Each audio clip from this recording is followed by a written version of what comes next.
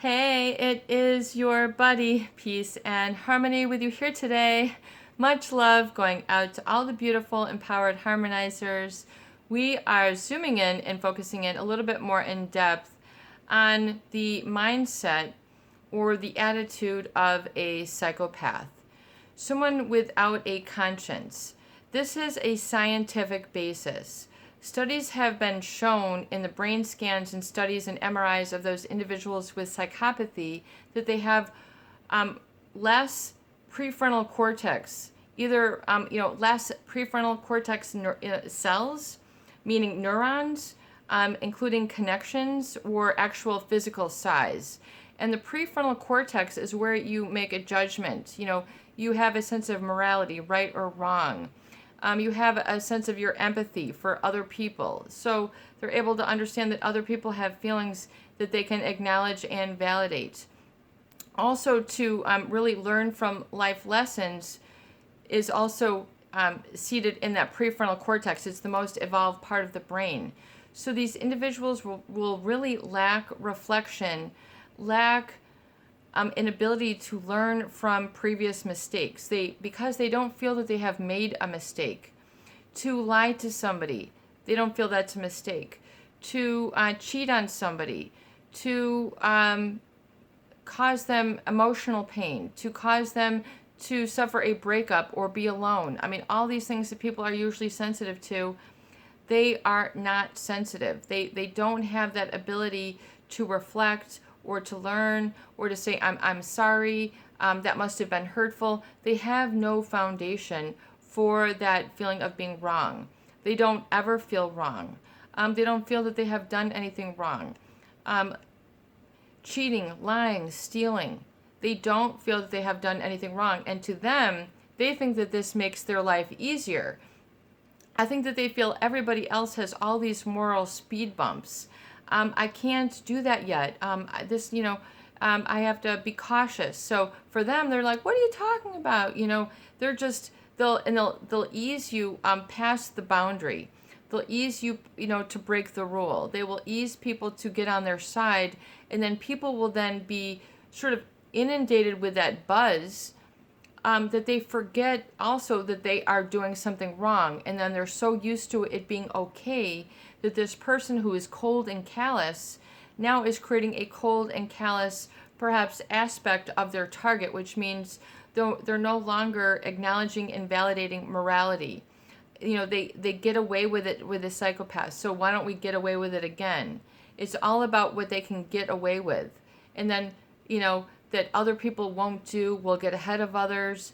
There's a very sort of competitiveness, I would say, to this. It's more, I would say, of an insatiable need for power and control and whatever it is that they want that offsets their boredom.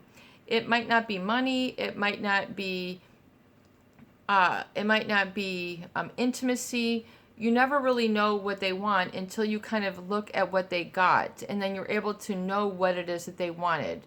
Because they will take from others ruthlessly. They will exploit and take advantage of others ruthlessly, meaning, hurt them again and again and not feel angst. They will exploit or, hurt even natural resources, and they don't feel bad. Oh, that was an endangered species. Who cares? We just burned up this whole forest. At least we got our cattle to market, and even if we had to break all the laws, at least we have this. So it just continues. You might consider it a hardened criminal. It's different.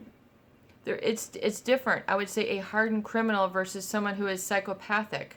They do it very deliberately and calculated so that people won't see their missteps. They have a way to distract you and then get you sort of over their edge, over the boundary, over the rule, over the norm, and into the high risk area where then people get titillated, excited. This is what I wake up for. This is what we live for. I've never made this much money. I've never had this many dinners out. I've never traveled this much. I've never had this much sex, or whatever it is. They're going to cause that shift over and above the boundary. So people, then think that they are growing. So the ordinary person thinks, well, isn't this grand? Isn't this lovely? Isn't this wonderful? It's a fake a fake morality. It is a mimicry. It is a decoy. It is used as a means to an end. It does not have anything to do with who or what they are. In fact, they will only really give tells, psychopathic tells, where they sort of tell you a little bit about who they are. They might just say out of the blue, I am dangerous. Or, you'll see reactions where normally people would react with surprise or shock or hurt, or as a bystander try to understand or feel bad for somebody. Or because they don't have that ability, they will overreact to make it appear as if they are startled, as if their heart is broken, as if they shed a tear. These are all crocodile tears or aspects of manipulation, so that you think that they are startled, you think that they are scared, you think that they love. So they're trying to program and create an outcome and not allow others to arrive at the right outcome. They were trying to put up too many things for you so that you can't arrive at your own conclusion, even if you get this sneaky feeling something is wrong and off. And these people are, they have, it's a foundational, it's a neurological basis. This is not something that you are just making up. This is an actual type of person. So they will do whatever it takes, and oftentimes they impress others. Wow, I can't believe this person did whatever it took. And then they got the job, they got the contract, they got the client, they got the trophy, whatever it is. They will do whatever they need to do, unplug someone's computer so they lose all their data. I mean, these are the people who go and do all sorts of things just to further their ends. So these are not principled individuals. These are unprincipled individuals. And you might find yourself to be a very principled person, so this might come as a relief. Oh, wow, well, maybe this is the better way to be. I certainly, nice guys don't finish last, so you might have all these other sort of what Carl Jung would call the collective unconscious, a lot of these other truths that you think are part of the collective, which means part of the human race. So you don't think independently outside of that until you're given reason to think independently, or they will cause people to commit trespasses, which means violate hours, go against hours when a building is open, or going against hours when they should be clocked in, or going places where they're not to pee at the wrong time, and just get people that thrill or excitement, and that getting them excited and addicted to this. It's also sort of a false superiority complex. I call this the big hat, no cattle. It's the super fat person with a skinny bikini on. I mean, they think, check out this, and it's just like appalling. And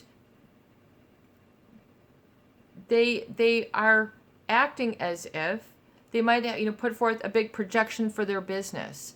We're going to do 500,000 in the next 2 weeks. What? We've got this all lined up, and they're not sweating, they're not shaking. This is just what they're going to do. I mean, they will tell people what they want to hear. They will lie through their teeth. They can even pass lie detector tests. I mean, they have that kind of biofeedback to their body where they can fool their body. They can fool professionals.